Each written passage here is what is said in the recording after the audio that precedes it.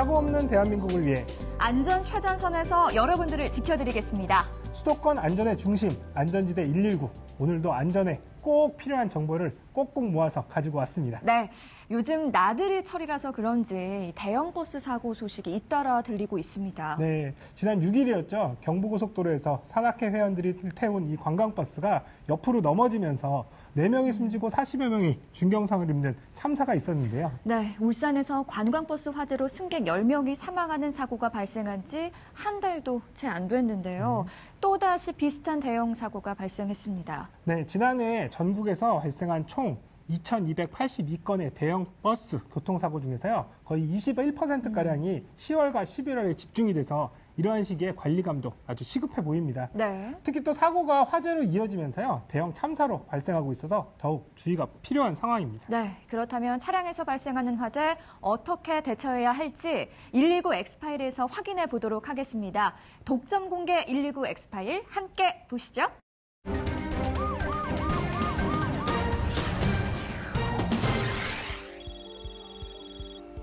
영등포구 대림동.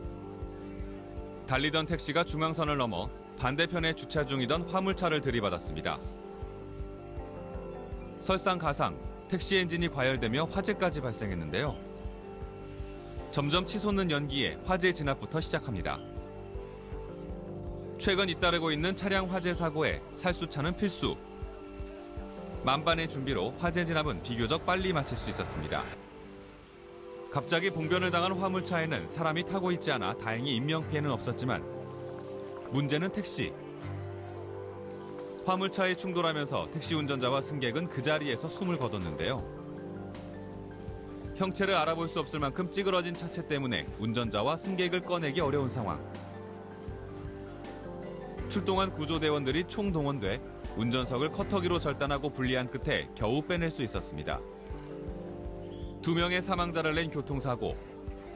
순간의 실수로 삶과 죽음이 교차한 안타까운 사고 현장이었습니다.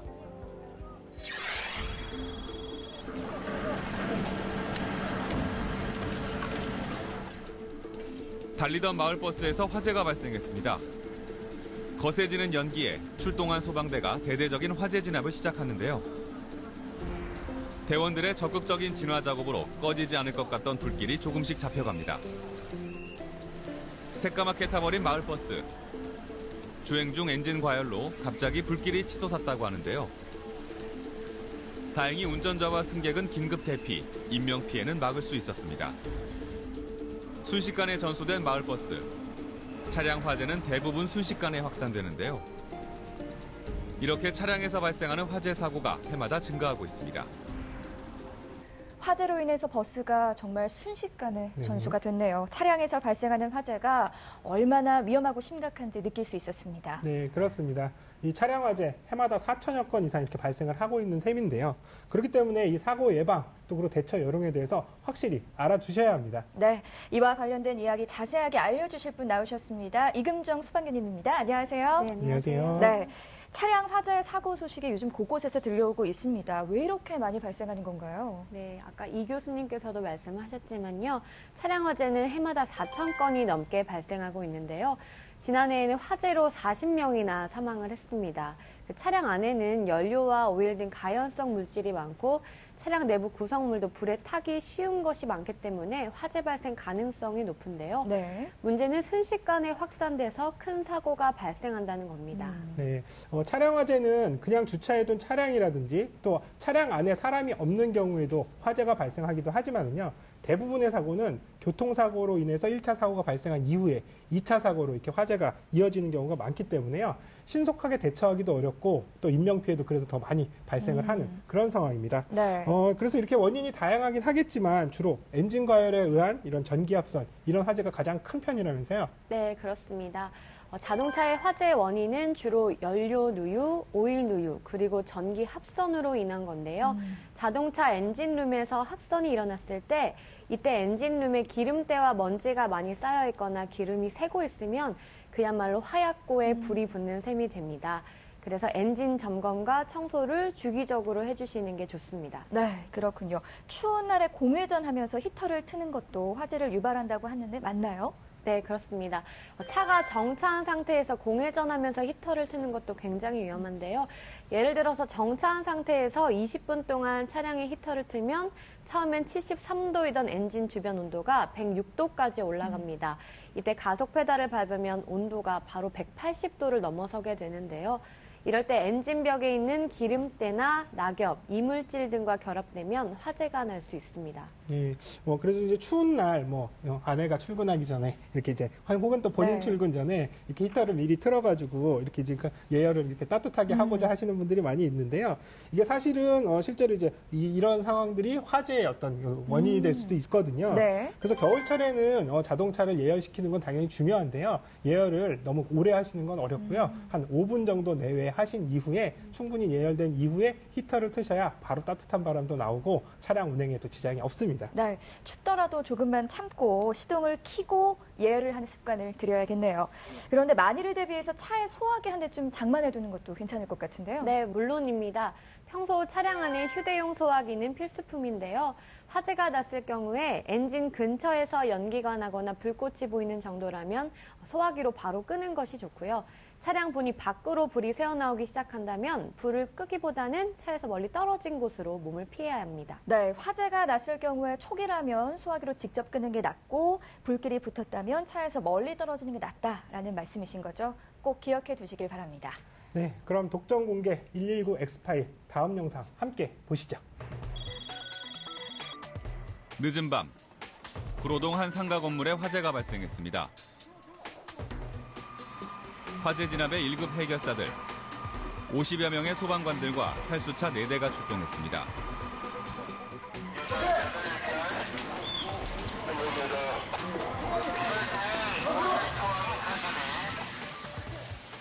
시커먼 연기와 함께 타오르는 불길을 잡기 위해 신속하게 물을 뿌리고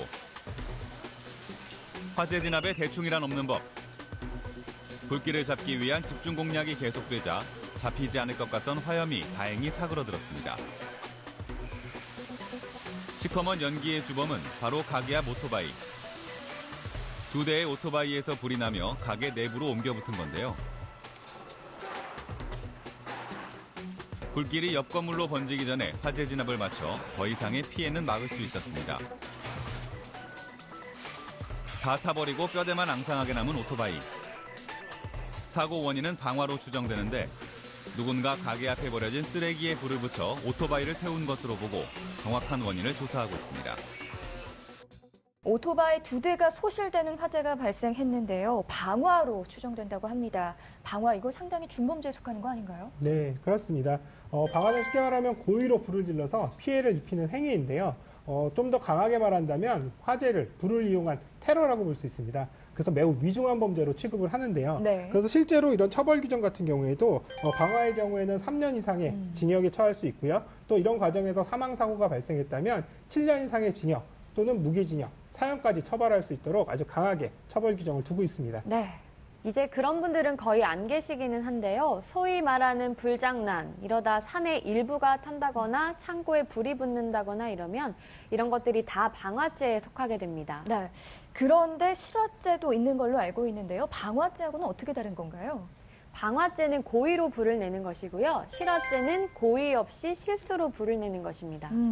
그럼 고의 없이 실수로 불을 내는 경우에도 처벌을 받게 되는 건가요? 네, 그렇습니다.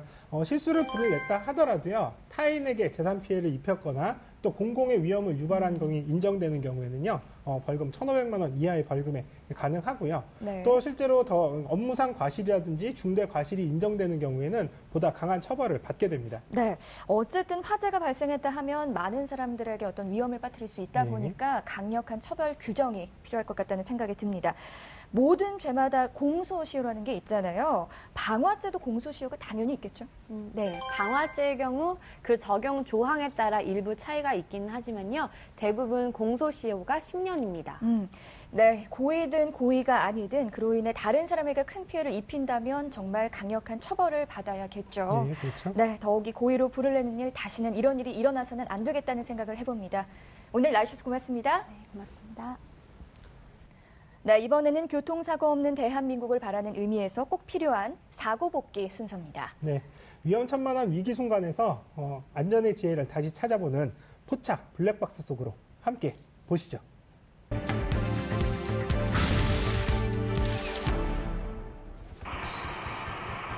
오늘도 차들이 안전거리를 준수하며 달리고 있는데요. 그런데 지나가는 흰색 탑차. 뭔가 좀 불안해 보입니다. 위아래로 펌핑을 하더니 비틀비틀 휘청휘청.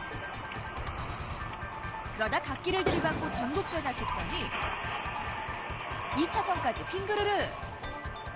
차에서 발생하는 롤링 현상 때문에 이런 사고가 발생했다고 하는데요. 뒤에서 오던 화물차 피할 수 있어서 천만 다행입니다. 차마다 롤링 현상의 원인은 다르다고 하니까요. 장거리 운전 시 주기적인 차 점검은 필수겠죠. 야심한 밤 고속도로입니다. 어두울수록 감속 운전해야 된다는 거 다 아시죠? 그런데 저기 앞에 가는 흰색 차량 속도가 좀 빠른 것 같습니다. 그러더니 갑자기 유턴. 1차선을 달리던 차량과 쾅쾅. 알고 보니 어둠 속에서 빠르게 달리다 차선 규제도를 미처 보지 못해 핸들을 꺾은 건데요.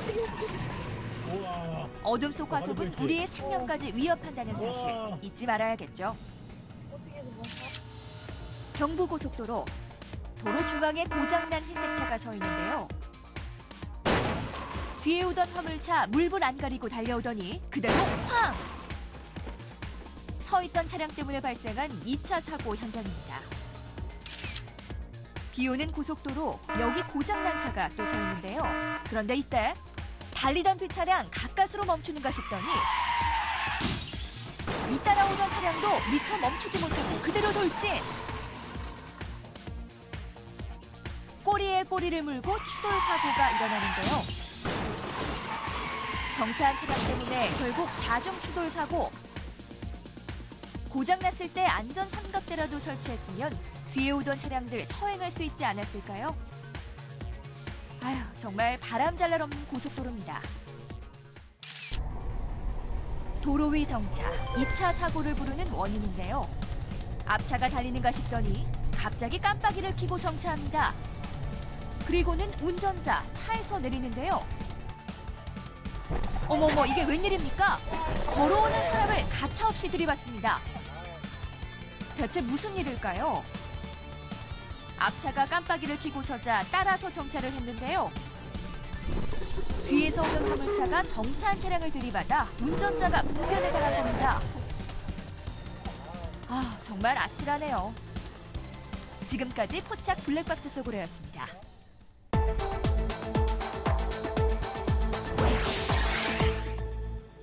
네, 요즘 자전거로 출퇴근하시거나 레저 활동으로 자전거 이용하시는 분들 많은데요. 자전거 천만 시대다, 뭐 이런 이야기까지 나오고 있습니다.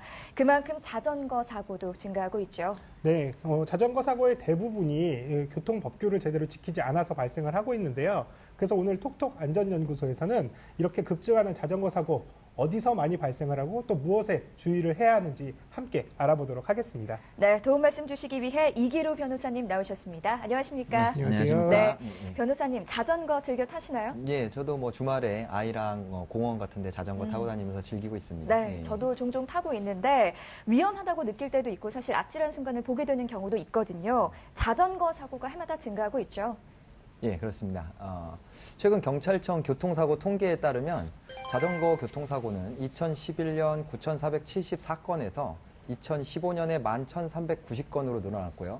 자전거를 타다가 교통사고로 숨진 사람이 매년 평균 300여 명에 이르는 것으로 나타났습니다. 네, 그러니까 한 해 10,000건 이상의 자전거 사고가 발생을 하고 있다 이렇게 보시면 될 것 같은데요. 네. 근데 이런 자전거 사고는요, 이렇게 자전거와 자전거끼리 부딪힌다거나 또 자전거와 보행자가 나는 이런 사고보다는요, 대부분 자동차와 이 자전거가 부딪히는 이런 사고의 유형이 대부분입니다. 네. 전체 사고의 80% 이상이 이른다고 하네요.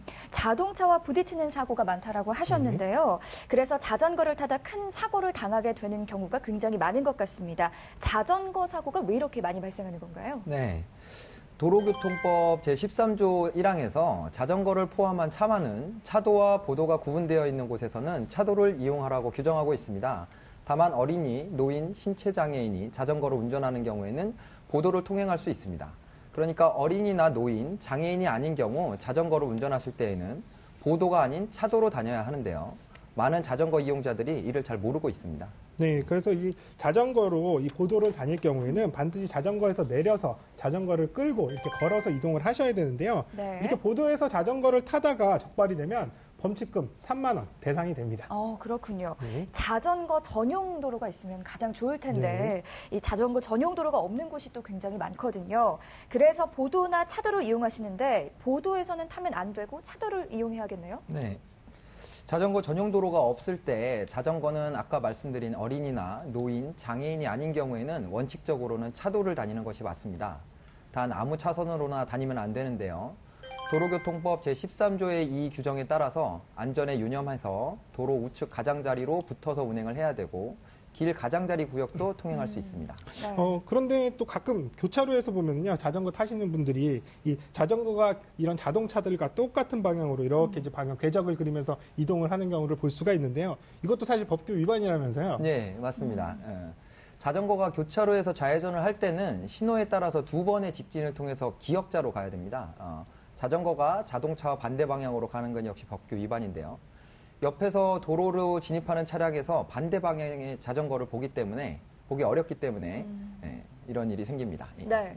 자전거 사고가 아무래도 교차로에서 자주 발생하고 있죠. 네, 그렇습니다. 서로 다른 방향에서 오거나 자전거가 신호를 어기고 교차로를 건너다가 부딪히는 건데요. 또 하나 자전거 사고가 많이 발생하는 곳이 자동차 사각지대에서 벌어진 사고입니다. 네. 또 자전거 운전하는 자동차를 볼 수 있어도 자동차의 운전석에서 자전거가 보이지 않는 사각지대, 차량의 앞과 뒤 그리고 양 옆에 각 두 곳 총 6군데에 존재하는데요. 그래서 자전거 운전자는 기본적으로 주변 차량과 충분한 안전거리를 유지할 필요가 있겠습니다. 네, 그래서 주간이든 야간이든 이 등화장치를 이용해서요, 본인의 위치를 차량 운전자에게 정확하게 알릴 수 있도록 하는 것이 굉장히 중요한데요. 이렇게 한다 하더라도 이렇게 사고가 발생했을 경우에 헬멧을 착용한다면 큰 인명사고를 막을 수 있는 그런 방법인데요. 근데 이렇게 헬멧을 잘 사용하지 않는 분들 아직도 많다면서요. 예, 맞습니다. 경찰청 통계 자료에 따르면 자전거 사고로 사망하는 이들의 70% 이상이 헬멧을 착용하지 않고 자전거를 타다가 머리 부상으로 사망을 하고 있습니다. 네. 그렇다면 헬멧을 착용하지 않는 것에 대해서 처벌이나 또 단속이 필요할 것 같은데 단속을 지금 하고 있나요? 현재는 13세 이하의 경우에만 자전거 운행 시 헬멧 착용을 의무화하고 있을 뿐이고요. 네. 오토바이처럼 헬멧 미착용에 대한 단속과 처벌에 대한 규제는 사실상 없는 실정입니다. 그렇다면은 사고를 줄이기 위해서 이 법적 또 제도적 보완이 필요할 것 같다는 생각이 들거든요. 자전거 음주 사고도 급증하고 있다고 하죠. 예. 도로교통법 50조에 따르면 자전거 운전자는 술에 취한 상태 또는 약물의 영향과 그 밖의 사유로 정상적으로 운전하지 못할 우려가 있는 상태에서 자전거로 운전하여서는 아니 된다고 명시되어 있는데요. 그런데 이것 또한 적절한 처벌 규정이나 단속이 없다 보니 술 한 잔 정도 어때 하고 생각하시는 분들이 많은 것 같습니다. 예. 네, 이렇게 처벌 규정이 없는 이러한 문제점을 인식한 정부가 뒤늦게 이렇게 음주운전에 대한 처벌 규정 신설을 지금 진행 중인데요. 네. 그 내용은 음주의 자전거를 운전한 자에게 20만 원의 벌금 또는 범칙금을 부과할 수 있도록 하는 내용인데요. 실제로 이렇게 이제 내용이 제정이 된다 하더라도 뭐 그 단속이라든지 실효성 확보가 쉽지 않아서 그 효과가 있을지 이런 부분들은 좀 의문이 됩니다. 네, 얘기를 듣다 보니까 정말 강력한 처벌과 단속이 필요할 것 같다라는 생각이 드는데요. 자동차의 경우에는 요즘 스마트폰 사용이 또 문제가 되고 있습니다. 이로 인한 사고도 굉장히 많이 발생하고 있는데요. 자전거의 경우는 어떤가요?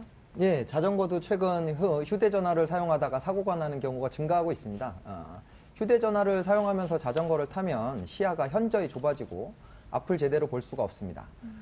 시속 30km로 자전거를 타면서 휴대전화를 보면 시야 범위는 120도에서 40도로 줄어들고 볼 수 있는 거리도 6분의 1 수준으로 감소하게 됩니다. 그렇군요. 스마트폰 사용을 반드시 자제해야겠군요. 사고를 줄이기 위해서 얼마 전에 서울시가 자전거 도로를 만들겠다 또 이런 계획을 발표했는데요. 설명해 주시죠. 네, 그렇습니다.